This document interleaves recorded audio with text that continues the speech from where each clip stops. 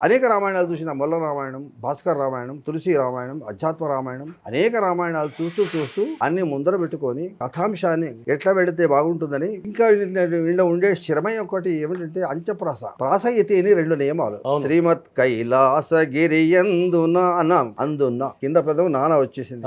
రామలీలలు వినుము బాలమణి రంజిల్ హృదయము కాచాయని ఈ అంత్యప్రాసలు రావాలి. ఈ అంత్యప్రాసలతో పాటు కథాగమనం కూడా కర్త కర్మ క్రియ ఈ భాష కవనంలో ఈ 3 కనపడాలి. ఇవి కనపడకపోతే జనానికి అర్థం కాదు. కర్త ఓచోట కర్మ ఓచోట ఈ కర్త కర్మ క్రియ వ్యాకరణ ఇచ్చే కొంత భాషా జ్ఞానం ఛందో జ్ఞానం ఉండాలి. రాస్తున్న తర్వాత 3 సంవత్సరాలు బాగా శ్రమపడ్డా. ఒకనాడు పడుకున్న సమయంలో రామరామాయనను ఒక కోకిల కోమల కల కంఠ స్వరితముల అని వచ్చేసింది. వాల్మీకి మహర్షి గారికి కోకిల అనే పేరున్నది.